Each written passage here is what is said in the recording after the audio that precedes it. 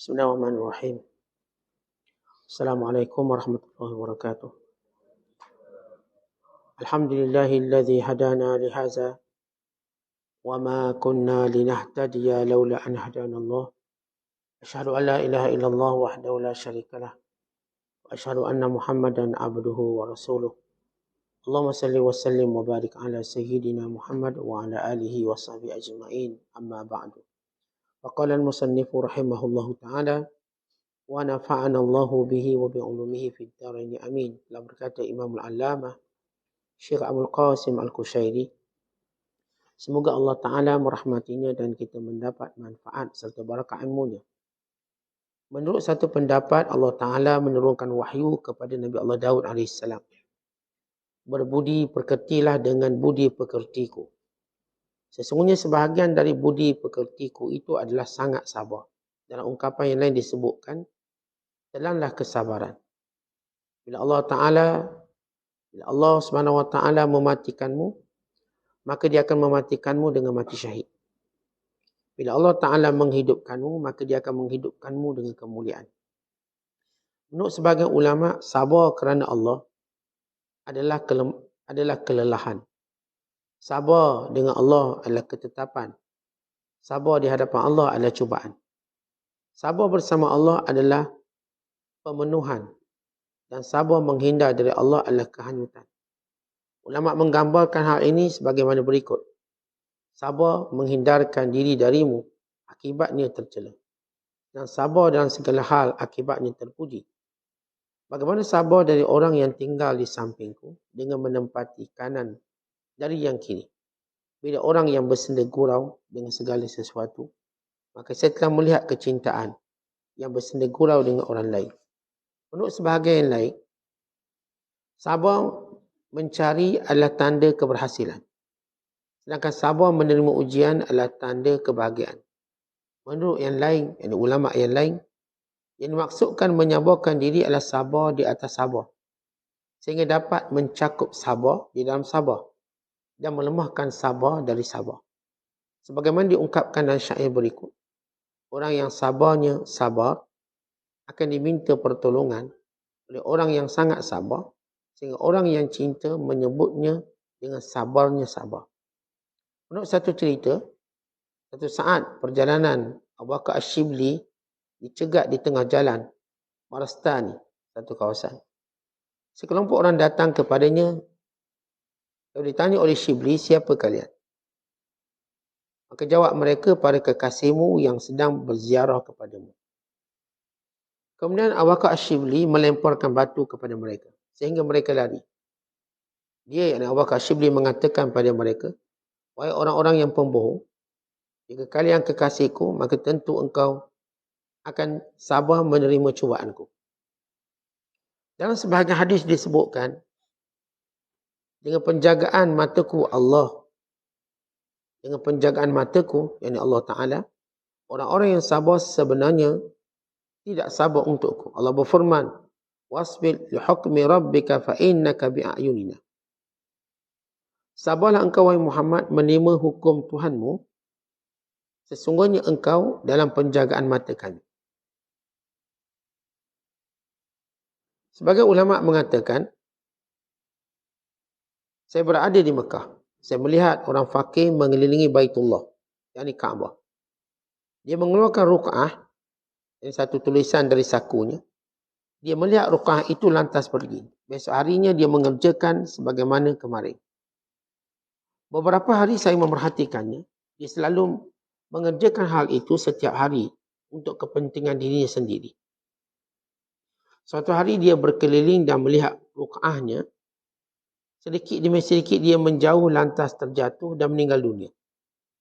Ruk'ah itu saya keluarkan dari sakunya, ternyata di dalamnya, dalam ruk'ah itu berisi tulisan firman Allah Ta'ala, wasbir li hukmi rabbika fa innaka bi'ayunina. Sabarlah engkau wahai Muhammad menerima Tuhanmu. Sesungguhnya engkau dalam penjagaan mata kami. Sebagai ulama lain mengatakan, saya memasuki negara India, saya melihat seorang laki-laki menggunakan satu mata.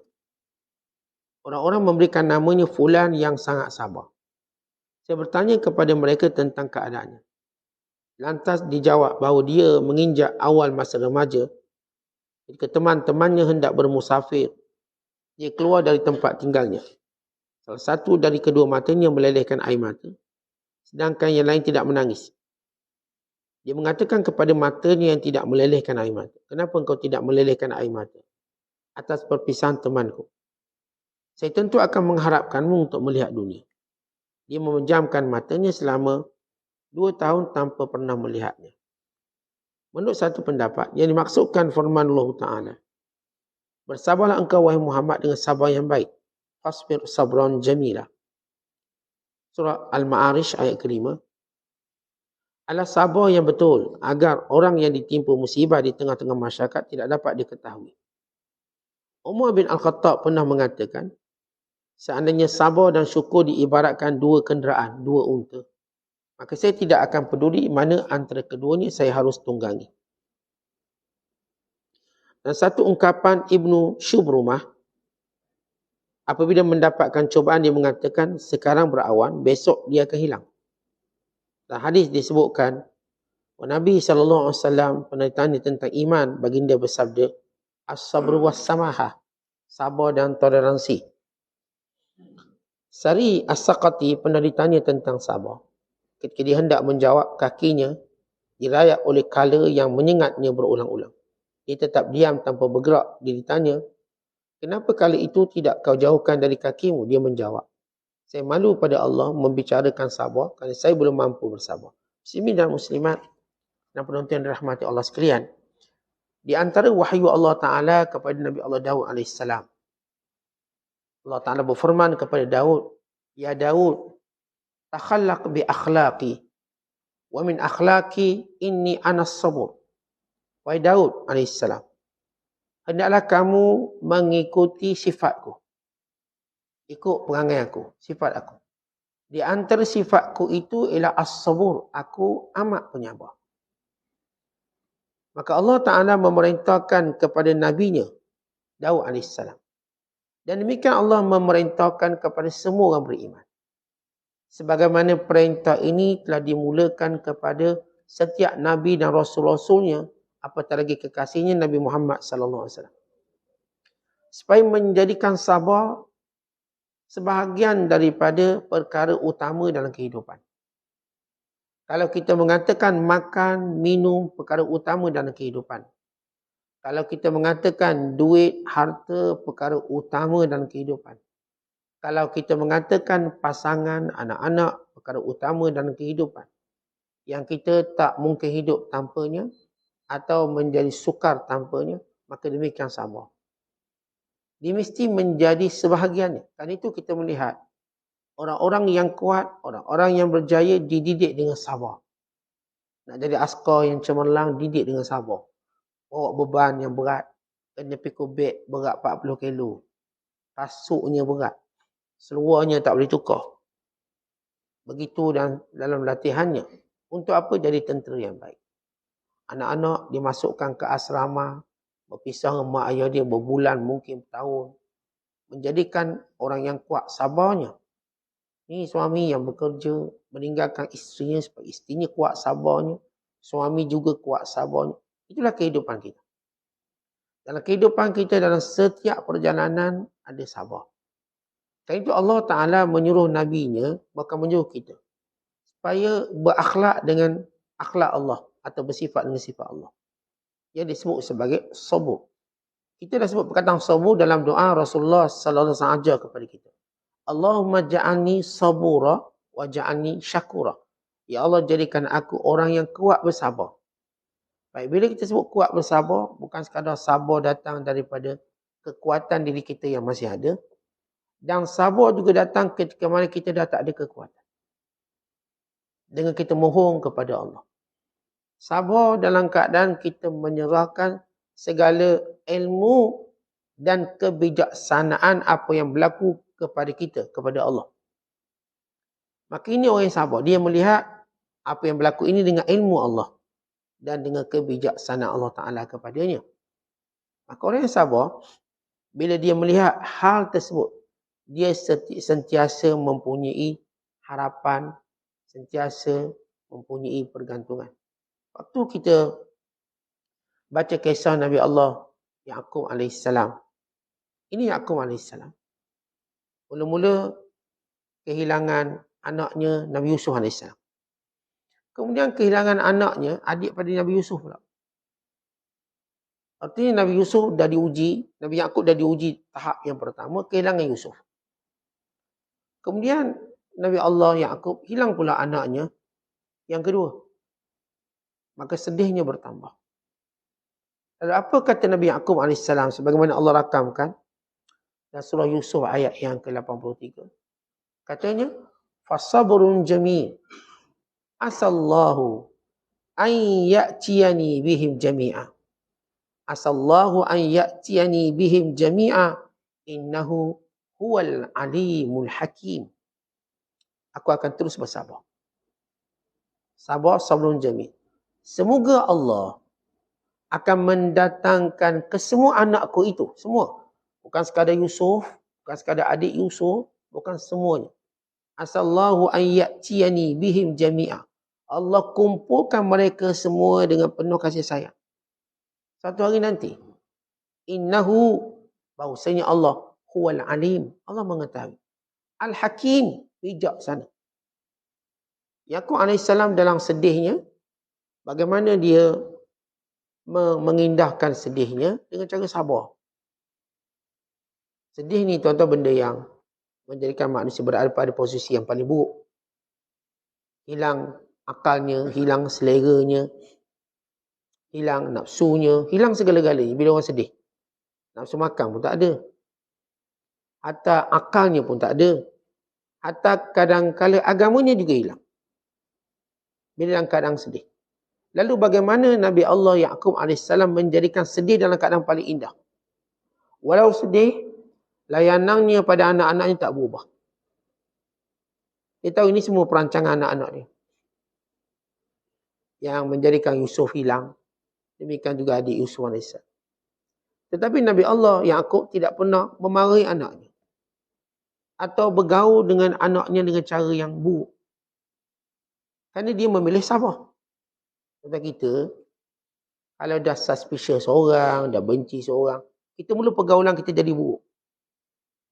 Kalau contoh kita bergaduh dengan isteri kita, pasangan, terus pergaulan jadi buruk. Abaikan nafkah, tak balik rumah, sebagai contoh. Gaduh ni, gaduh kecil je. Tapi dia mula abaikan nafkah. Mula tak pedulikan apa keperluan pasangan masing-masing. Yang isteri dah tak nak masak, mogok. Boykot suami. Isteri suami pun boykot, tak nak ajak isteri berjalan. Jangan naik kereta aku, jalan kaki je. Padahal pergaduhan tu tak besar. Tapi kerana dia tak sabar, muamalah jadi kasar dan kasar dan kasar. Nabi Allah Yaqub, dia tahu ni anak-anak dia yang merancang konspirasi menjauhkan dia daripada Yusuf AS. Dan konspirasi cukup buruk. Sehingga membabitkan nyawa. Tapi apakah Nabi Yaqub berubah cara layan anak-anaknya? Tak pernah berubah. Tak pernah berubah.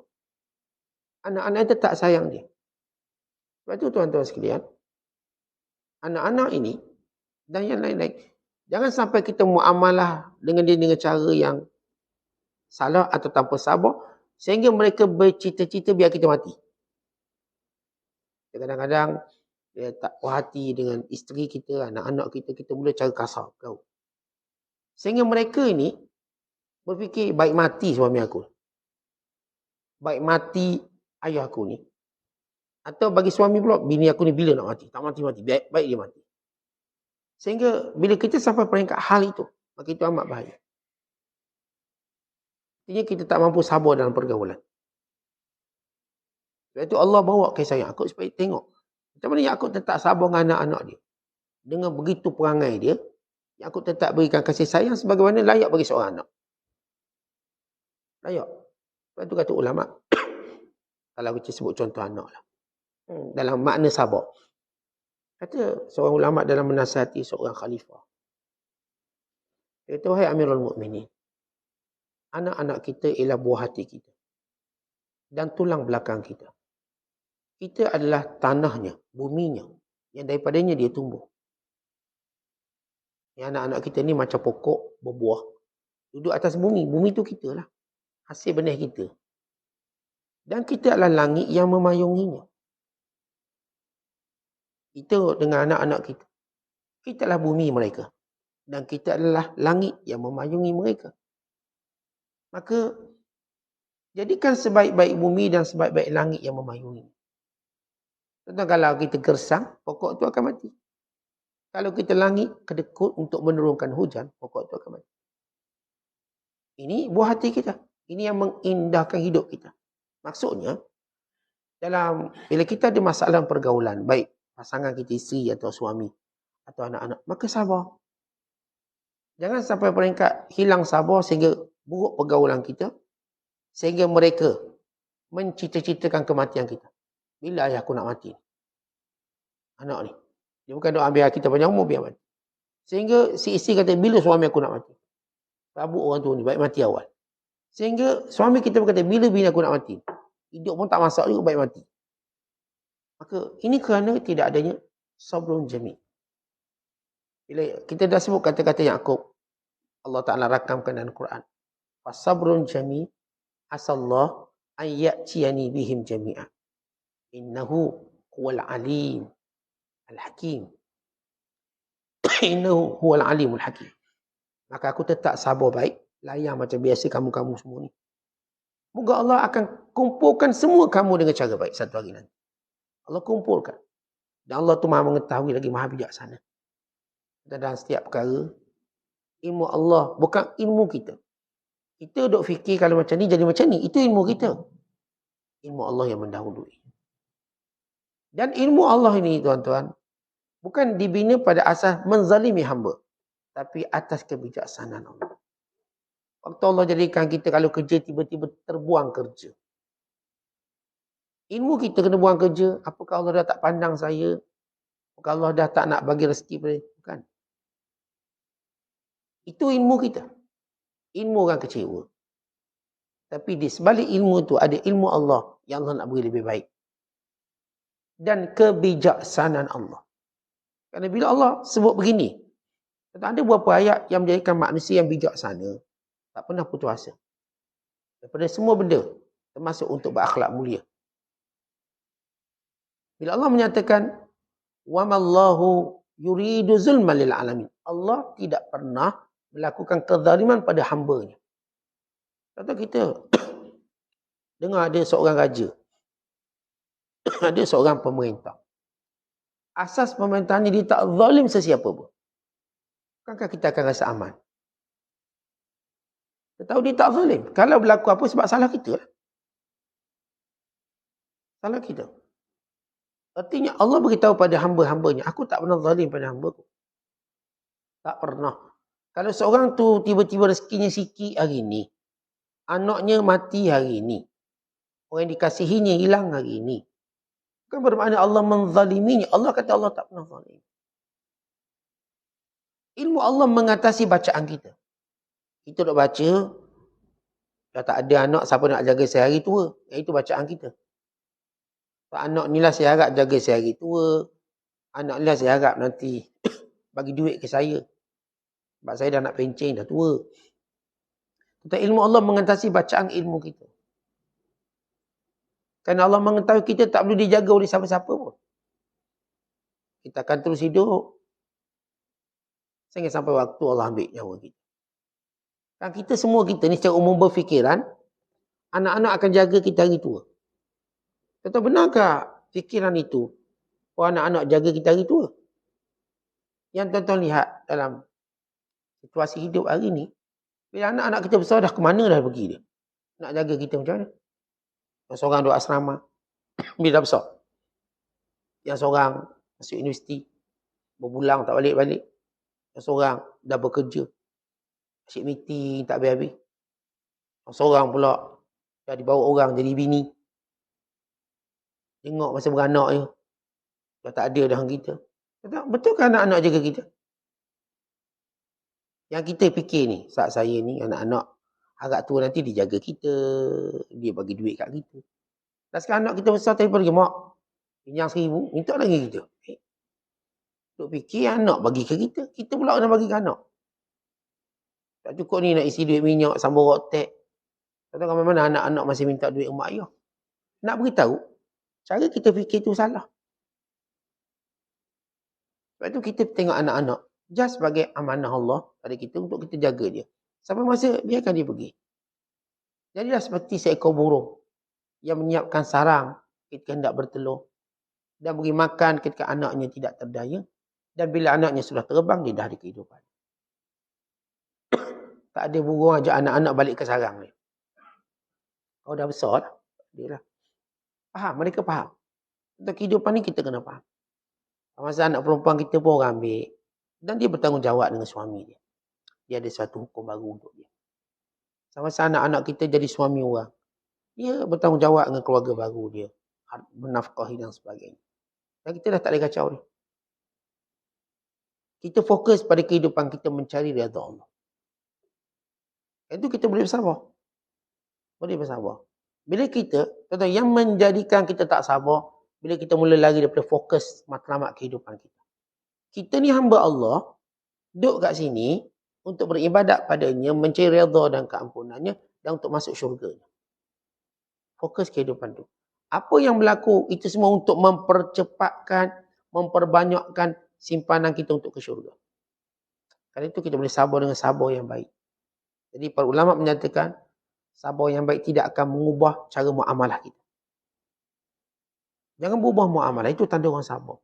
Saya misal kata, kalau saya tak suka isteri saya, anak-anak saya, muamalah saya tak sama, nafkah tak pernah habis. Apa yang patut dia berhak dapat, dia akan dapat. Keselamatan dia, kasih sayang saya, dia tak dapat. Akhirnya orang panggil sabar yang baik. Dia tak mengubah. Walaupun emosinya terganggu, tapi tak mengubah muamalah dia. Sama. Ini cara kita dalam membentuk sabar. Kata para ulama, kalau seorang itu menelan kesabaran, kalau dia mati kerana sabar tadi, Allah akan jadikan dia mati syahid. Mati syahid. Orang yang sakit, sabar dengan sakit sampai mati, matinya syahid. Jadi kemuliaan orang-orang syahid. Dia susah, sampailah dia mati, matinya syahid. Dan kalau sekiranya Allah nak jadikan dia hidup, maka Allah jadikan hidupnya sebagai mulia, hidup yang mulia. Sama ada kita mati syahid atau hidup mulia. Dan ini pesan Rasulullah kepada seorang sahabat. Nabi menyatakan, ish hamidan, au mut syahidan. Dan itu syiar orang Islam seluruh dunia. Sama ada kita hidup mulia atau kita mati syahid. Kita mati kita biar mulia. Hidup kita biar mulia. Semua benda ni kita peroleh dengan sabar. Nak mati mulia, maka sabar. Nak hidup mulia, maka sabar. Nak jadi isteri yang hebat, maka sabar. Nak jadi suami yang hebat, maka sabar. Nak jadi anak-anak yang hebat, maka sabar. Nak jadi pemimpin yang hebat, maka sabar. Sabar. Wa ja'alna, bila Allah menyatakan, dan kami jadikan di kalangan mereka itu a'immatan bi amrina lamma sabaru wa kanu bi ayatina yuqinun. Kami angkat mereka menjadi ketua-ketua, pemimpin, kerana mereka bersabar dengan perintah kami. Mereka bersabar dengan apa yang kami tentukan pada mereka. Orang yang jadi pemimpin hebat, dia kena sabar. Jadi, sabar ni, bagi orang yang ada maruah adalah nyawa. Sabar ni macam nyawa. Kalau tuan-tuan tak ada sabar, maka baik mati. Sabar bagi orang yang ada akal. Bagi orang yang ada maruah, ialah nyawa. Kalau kita tak sabar, maka baik mati dari hidup. Sebab kita tak mampu teruskan hidup ni tanpa sabar. Tuan-tuan, depan kita semua ujian. Tuan-tuan tengok isteri, itu ujian. Tengok suami, itu ujian. Tengok anak-anak, itu ujian. Tengok pekerjaan, tengok majikan, tengok jiran. Ini semua ujian kita.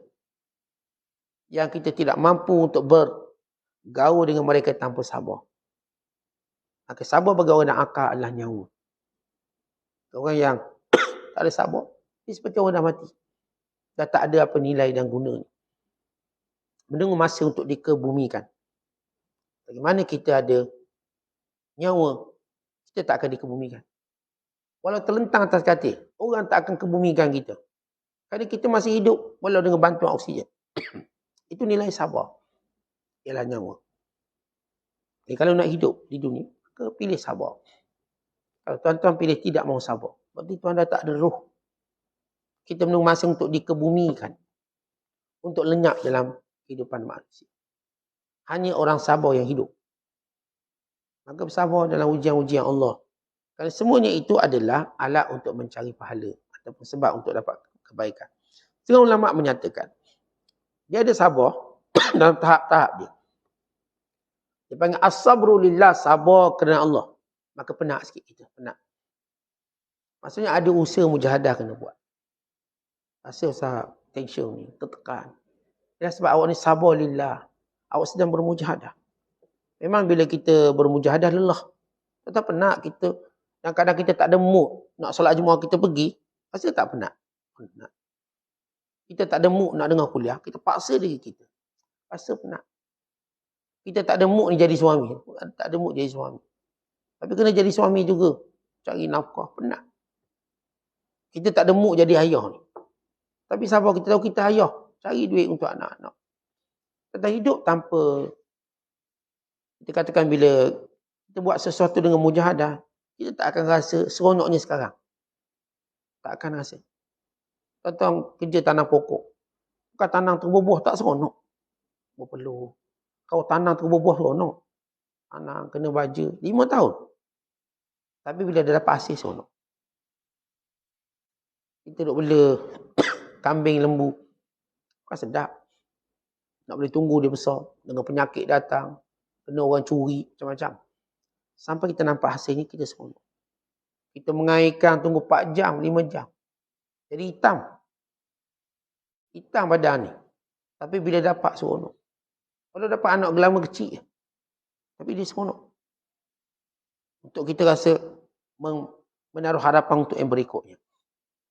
Maka memang as-sabru lillah. Bila kita sabar kerana ikut perintah Allah, memang penat. Asasnya begitu penat. Tapi ikut dulu, buat dulu. Kemudian sampai kepada as-sabru billah, sabar dengan sebab Allah. Maka kita akan istiqamah. Bila kita sabar ini dengan pertolongan Allah. Oh ya Allah, sabarkan aku. Maka insya-Allah kita istiqamah. Istiqamah, kalau jadi petani istiqamah lah. Bertahun duduk kat kebun. Kalau jadi nelayan, bertahun duduk kat laut. Kalau ahli ibadat, bertahun kita paksa diri kita ke masjid, ke surau dengan kuliah, semayang, berzikir. Maka Allah bagi kita istiqamah. Dan yang ketiga, sebagai sabar di hadapan Allah Subhanahu Wa Taala. Sabar di hadapan Allah Taala, maka ia adalah ujian. Dipanggil mihan. Tetapi bila kita nak berjalan untuk dekat dengan Allah, depan tu ujian. Kita nak naik grading kita pangkat. Depan tu ada periksa. Periksa yang main silat ke, main taekwondo ke, nak tinggi, depan tu lalu ujian. Ujian tu kita kena lalu. Lalu kita pun tinggilah. Kita punya grading kita, grade kita. Kita nak berpangkat tinggi, ada peperiksaan dia. Ada kursusnya. Maka depan tu cubaan. Dan bila mana kita bersabar, dipanggil sabar ma'allah, sabar bersama dengan Allah. Maka itulah kesempurnaannya, pemenuhannya. Dan bila kita sabar bersama Allah. Bila Allah sebut dalam Quran, innallaha ma'as-sabiri. Allah bersama orang sabar. Apa maksud sabar ni? Ma'ah. Dipanggil ma'iyah. Sama-sama dengan Allah. Berarti kita melihat kebijaksanaan, kita melihat hikmah, kita melihat pahala dan darjat. Bahkan kita malu kalau tak sabar. Malu kita. Kenapa kita tak sabar? Allah beri nikmat banyak, tak sabar. Kenapa? Kenapa kita tak sabar? Depan tu nasi biryani, nasi kambing, beratur sikit, sabarlah. Sebab tengok sedap makanan depan tu. Kenapa kita tak boleh sabar? Maka kita melihat dalam kesabaran kita itu, banyaknya kurnia Allah. Ini panggil as-sabru ma'allah. Atau ma'iyatullah. Sama-sama dengan Allah. Dan kata para ulama, sabar paling teruk. Menghindar diri dari Allah. Kata dia boleh sabar buat maksiat. Jauh dari Allah. Dia tak rasa apa-apa dia jauh dari Allah. Cakapannya, perbuatannya. Maka ini tercela. Ini kehanyutan. Hanyut. Macam mana awak boleh bersabar tahun-tahun tak ke masjid? Yang ni bersabar tiap-tiap bertahun-tahun pergi masjid. Dia pula boleh sabar orang panggil dia. Hayallah solah yang tak datang. Dia boleh sabar dia. Untuk menjauhkan diri dari Allah. Sampai bila awak boleh menjauhkan diri dari Allah? Sedangkan Allah bagi rezeki, Allah bagi kehidupan. Dia boleh bersabar untuk tidak bersyukur pada Allah. Sampai bila awak tak nak syukur pada Allah? Awak nampak semua ini daripada hasil usaha titik peluh awak. Kata orang ni orang yang hanyut. Dia boleh bersabar dengan menjauhkan dirinya dari Allah. Walau Allah panggil dia. Walau Allah tetap beri nikmat pada dia. Limpah segala kebaikan pada dia. Tapi dia boleh sabar macam kita tengok kadang-kadang. Ada anak-anak ni. Dia lari pada orang tua. Dia boleh sabar. Tahun-tahun tinggal mak ayah. Macam mana boleh sabar? Tak tahukah dia mak ayah yang melahirkan dia? Tak pernahkah dia rasa rindu? Ya. Kalau anak-anak baik. Raya, kalau sebut raya lah. Sebulan nak raya dah rindu nak balik kampung. Rindu. Ingat mak, teringat ayah nak balik. Dah pesan dah ke bini ni. Kita nak balik ni. Balik kampung. Jumpa mak lama tak jumpa mak. Rindu. Tapi ada orang tak nak balik. Tak nak jumpa mak ayah. Macam mana dia boleh sabar untuk tak jumpa mak ayah yang melahirkan dia. Yang membesarkan dia. Yang berbudi pada dia. Dah 10 kali raya tak balik. Dan ini sabar yang buruk. Bagaimana seorang isteri lari dari rumah, tinggalkan suaminya yang baik, yang soleh. Bagaimana dia boleh sabar tinggalkan suami yang baik? Bagaimana seorang suami yang tinggalkan isteri pula? Bagaimana dia boleh tinggal isteri yang baik, yang melahirkan anak-anak, yang telah membuktikan kesetiaan dalam menjaga rumah tangga. Tapi si suami ni boleh lari tinggal macam tu je. Bagaimana dia boleh sabar? Ni hanyut punya orang. Tuan-tuan, kadang-kadang saya katakan, ada benda-benda kita patut bersama, lalu kita tinggalkan dia tanpa sebab. Ini orang yang sabar yang buruk. Orang yang kita sebut tadi, macam mana dia boleh sabar tak semayang 20-30 tahun? Tak malu ke dia? Tak malu ke dia tak semayang? Sedangkan Allah bagi rezeki pada dia. Bagaimana dia boleh sabar dengan maksiat, minum arak, berjudi, berpuluh tahun? Macam mana dia boleh sabar duduk rumah sebelah masjid, tapi tak pernah pergi? Sebelah surau, sebelah madrasah, sebelah balasah, tak pernah pergi.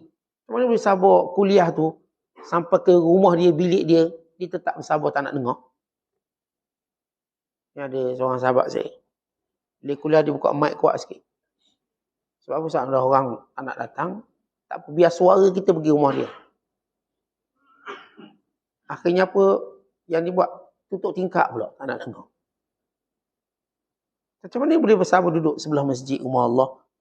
Bagaimana boleh sabar dia duduk dekatan dengan para ulama? Tapi dia tak nak dengar. Dia umpama orang berpenyakit, sabar tak nak ke klinik juga. Tak nak ke hospital. Walau dia tahu dia dalam kebinasaan. Tak nak. Biar mati kat rumah tak apa. Ruginya orang yang sabarnya pada benda yang tak elok. Ini yang aneh, hanyut dia. Sebagaimana disebut dalam syair, sabar menghindarkan diri dari Allah. Akibatnya tercela. So kalau orang tu sabar, jauhkan diri dari Allah. Yang kita sebut contoh tadi. Itu tercela. Sedang sabar dalam segala hal terpuji. Ada satu sabar je, amat tercela. Bila seorang tu sabar dalam menjauhi Allah. Oh, ini tercela. Dan saya katakan, macam mana boleh sabar tak semayang puluh tahun? Macam mana boleh sabar? Orang bang, orang azan. Dia boleh buat tak dengar. Tetap basuh kereta. Dia buat jogging. Dia buat semua benda. Dia tak terasa ke? Kan dia memilih sabar menjauhkan diri Allah. Kalau dia ada agama, terasa juga dia. Terasa, tapi tak terasa. Sabar pada semua hal semua terpuji. Bagaimana sabar dari orang yang tinggal di sampingku dengan menempati kanan dari yang kiri. Bila orang yang bersenda gurau dengan segala sesuatu, maka saya telah melihat kecintaan yang bersenda gurau dengan orang lain. Tentang sekarang kita kalau rapat dengan orang, rapat, dia selalu bergurau dengan dia. Tiba-tiba bila dia bergurau dengan orang lain, nampak macam kita akan cemburu. Cemburu. Jadi kalau kita nampak segala kebaikan pada kita, bagaimana kita mampu meninggalkan kebaikan tersebut? Contoh Allah beri segala kebaikan pada kita, menunjukkan kasih Allah pada hamba-Nya, rahmat Allah pada hamba-Nya. Bagaimana dia tak rasa cemburu apa-apa bila dia menjauhkan diri daripada Allah?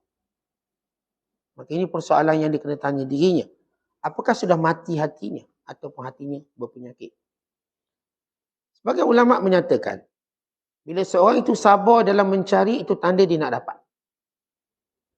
Dan bila dia sabar dengan segala ujian Allah, itu tanda dia akan jumpa jalan keluar. Macam kita sebut semalam. Tuan-tuan, kita sabar ni ada dua keadaan. Pertama, bila kita nak dapatkan sesuatu. Maka sabarlah kita. Nak cari, nak dapat duit, buka kedai, susung itu, susung ini. Orang yang sabar, akhirnya dia akan dapat rezeki. Yang kedua, orang yang sabar pada benda yang mendatang. Tiba-tiba datang sakit. Tiba-tiba datang masalah tu, masalah ni. Dia sabar. Itu berarti dia akan jumpa jalan keluar. Ini kalau dia tak sabar, dia tak akan jumpa jalan keluar. Kita ada dua dalam kehidupan kita. Iaitu dalam mencari sesuatu, sabarlah. Kadang-kadang kita nak didik anak-anak kita.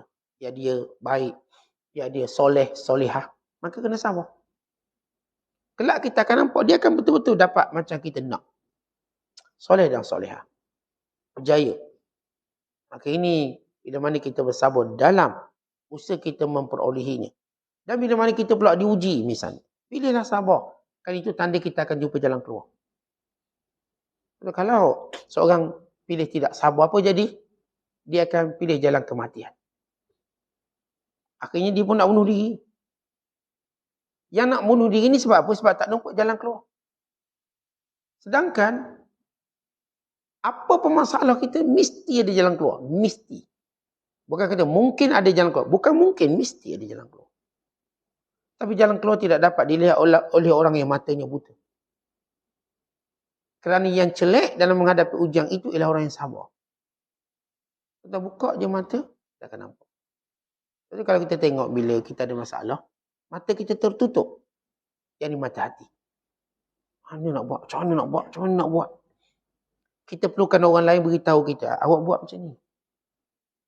Oh, baru perasan. Saya tak terfikir. Dia kerana bila kita dalam ujian, kita mula tertutup mata hati kita. Mata akal tertutup, mata hati tertutup, mata iman juga tertutup. Tapi kalau kita memilih sabar, yang mula terbuka ialah mata hati iman kita. Iman kita yakin Allah akan tolong. Allah pasti akan datangkan bantuannya. Lalu kita akan lihat mata hati kita mula punya keyakinan. Walau kita berjalan tak ada apa-apa. Tuan-tuan, kita ambil contoh macam ni. Tuan-tuan nak cerita keyakinan. Kalau hari ni tuan-tuan dapat 1 juta ini. Selalu orang bagi contoh 1 juta. Tak kira 100 juta pun tak apa. Baik, tuan-tuan dapat 1 juta. Tuan-tuan buat apa? Tuan-tuan pergi bank simpan. Dalam akaun tuan-tuan ada 1 juta. Dan lepas tu tuan-tuan berjalan tanpa ada sesuatu pun di badan. Tuan-tuan confident tak? Confident. Saya walaupun tak buat duit 1 sen. Dalam bank saya ada 1 juta. Saya tak takut apa pun. Saya berjalan dengan berani. Saya tengok benda ni, saya boleh beli. Walau duit tak ada di poket saya. Kerana pada simpanan 1 juta. Tuan-tuan tengok orang kaya berjalan tak ada duit. Kenapa? Dia bawa keyakinan dia. Kalau orang miskin bawa dengan duit siling sendiri bawa. Dia tak jalan confident dia. Kalau orang kaya dia tak ada nak bimbang sebab dalam bank dia kepuk duit ni. Dia jalan pun kosong. Tak ada apa. Kosong. Ini wallet orang kaya pun tak ada duit. Cuba cek. Tak ada duit. Wallet orang biasa macam kita penuh duit. Duit lama pun simpan. Pelari Ustaz. Orang kata kalau tak duit lama ni, duit kita takkan habis. Memang tak habis sebab duit lama tu tak laku. Tak habis. Jadi, kalau saya bagi contoh tuan-tuan ada simpanan juta, tuan-tuan tak takut apa, jalan biasa je. Kenapa? Okay. Begitu cerita sabar. Tuan-tuan yakin apa yang ada si Allah. Tuan-tuan berjalan tanpa takut. Kita yakin apa pun yang Allah tentukan, akan berlaku kebaikan untuk kita. Hari ini saya interview tak dapat kerja ni, saya tak takut. Saya tahu mungkin Allah nak beri kerja lain yang lebih baik. Kalau hari ni apa yang saya nak, saya tak terhasil. Saya tahu saya akan dapat hasil yang lain. Orang ni berjalan dengan gagah, dengan kuat. Kenapa? Ni, dia punya rasa yakinnya. Kesan daripada sabarnya. Lepas tu kita lihat orang Islam, umat yang paling sabar dalam dunia. Mereka apa pun berlaku, mereka tak minta mati. Dan mereka tahu, minta mati atau bunuh diri dosa besar. Contoh kalau tengok keadaan bunuh diri, tengok jenis agamanya, pasti lihat orang Islam paling ke belakang sekali. Tak mungkin bunuh diri. Tak semudah tu. Kalau ada pun, dah terkencak akal dia. Yang depan ni semua orang-orang yang kita sebut negara-negara maju ni. Jepun, Korea, Hong Kong. Bunuh diri. Tak ada dalam negara-negara, 10 negara teratas bunuh diri itu negara Islam. Tak ada. Walau kita lihat, negara yang paling dihuru-harakan negara Islam. Kata negara Islam dia tak huru-hara, tapi dihuru-harakan. Pantang dia negara Islam yang aman dihuru-harakan. Ya, negara Islam semua dihuru-harakan. Syria, Iraq, Palestin, dihuru-harakan. Mereka nak gambarkan Islam, tengok. Nak Islam, huru-hara macam ni. Tapi mereka lupa satu kekuatan. Orang Islam, walau macam tu tak minta bunuh diri. Tak minta mati. Karena itu Nabi SAW menyatakan, La yatamannayanna ahadukumul maut liudurrin nazala bihi. Fi riwayatin liudurrin asabahu. Jangan seseorang kamu bercita-cita nak mati hanya kerana musibah menimpa dia.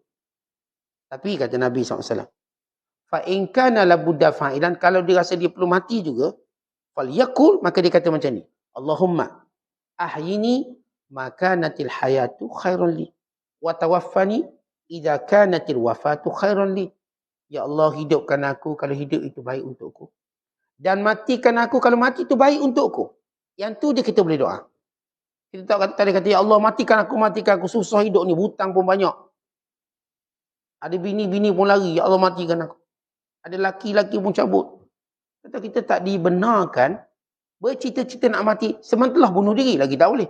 Cita-cita nak mati pun tak boleh. Melainkan kalau kita rasa, saya rasa Ustaz, macam saya ni kena mati. Baik doa macam ni, ya Allah, hidupkan aku kalau hidup ni baik untukku. Dan matikan aku kalau mati ni baik untukku. Itu boleh. Contoh dalam doa itu masih lagi kita melihat ada kebaikan, maka kita akan hidup. Kita mati bila tiada kebaikan. Yang dimasukkan kebaikan, apa yang Allah inginkan pada kita. Kita dah tak ada fungsi di sini mungkin.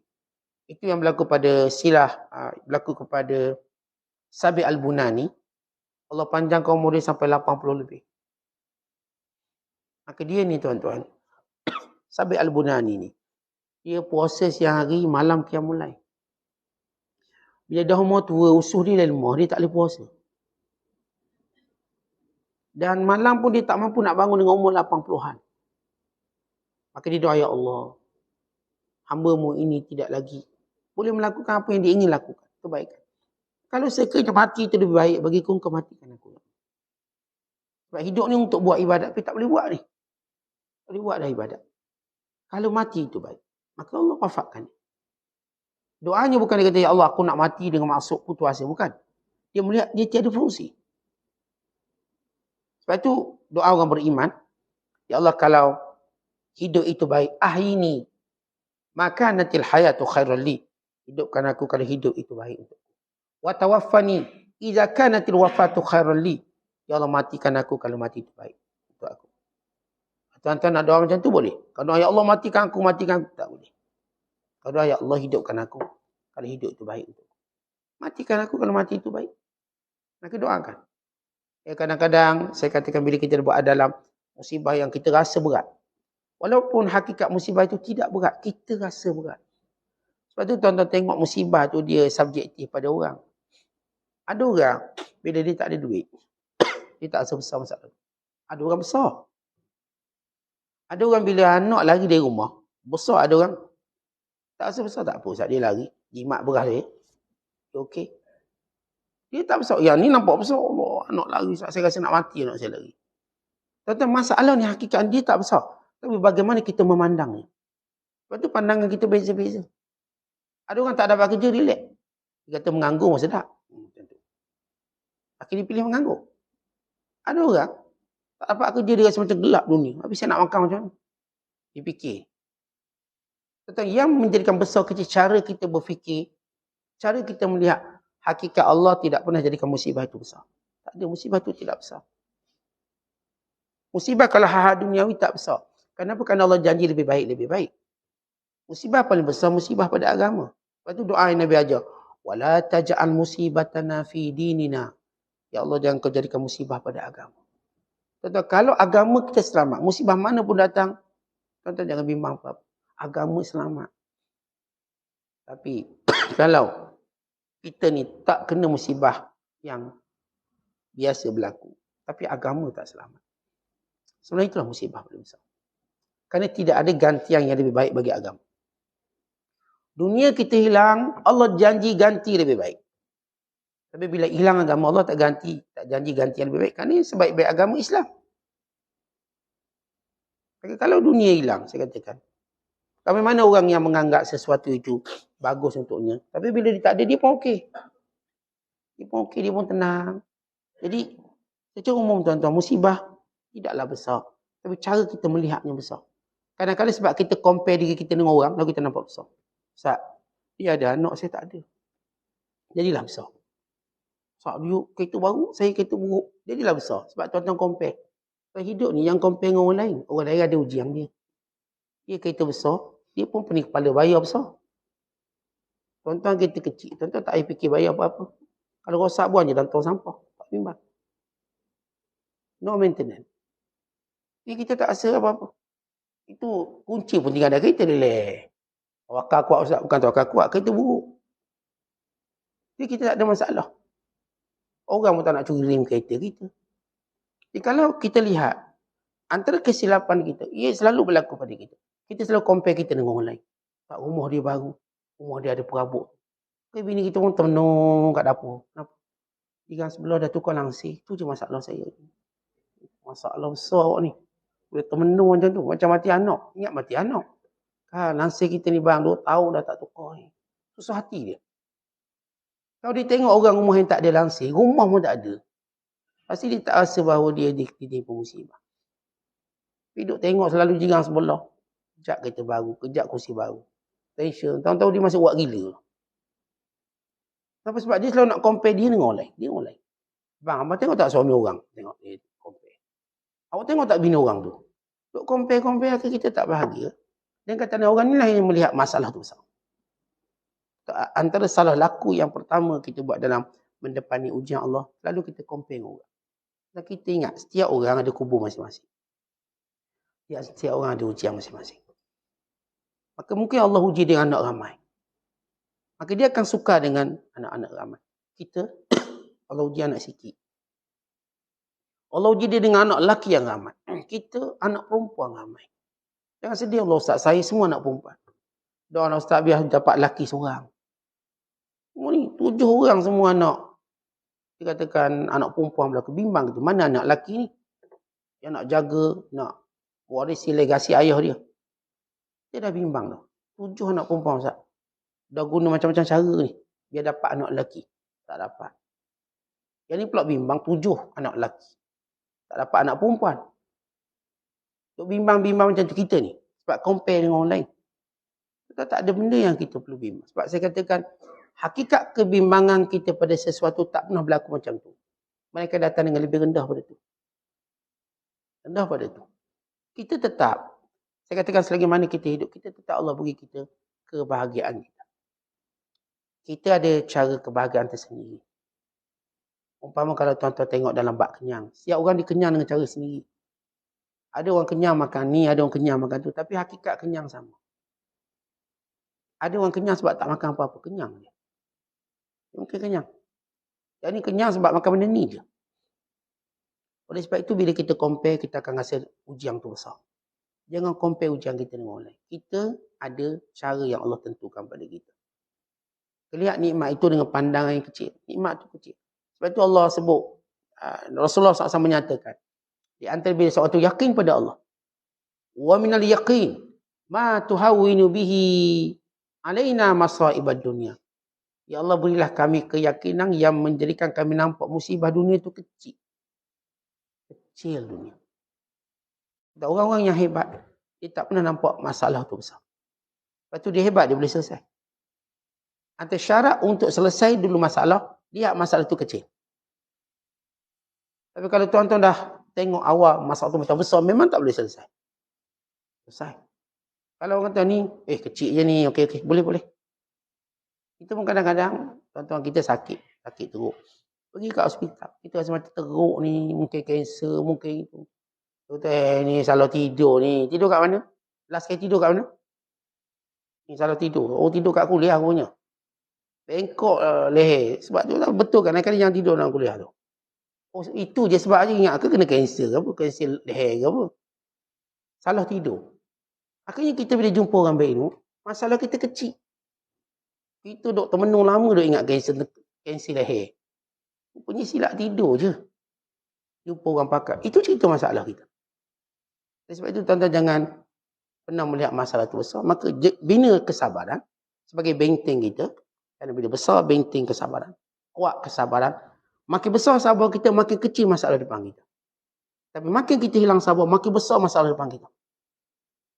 Maka pilihlah sabar. Kalau tak kuat nak sabar, minta dengan Allah. Dan sememangnya kita mesti minta dengan Allah dengan sabar. Doa biar jadi orang sabar. Allah cerita tentang orang beriman berjaya, doa mereka, afril alaina sabra wa tawaffana muslimin. Ya Allah, penuhilah hati kami dengan sabar dan matikan kami sebagai seorang yang Islam. Doa orang beriman, afril alaina sabra. Penuhi dah dia, afril, penuh semua, biar penuh semua. Sabra dengan sabar. Wa tawaffana muslimin, dan matikan kami dalam keadaan Islam. Wallahu bissawab. Assalamualaikum warahmatullahi wabarakatuh.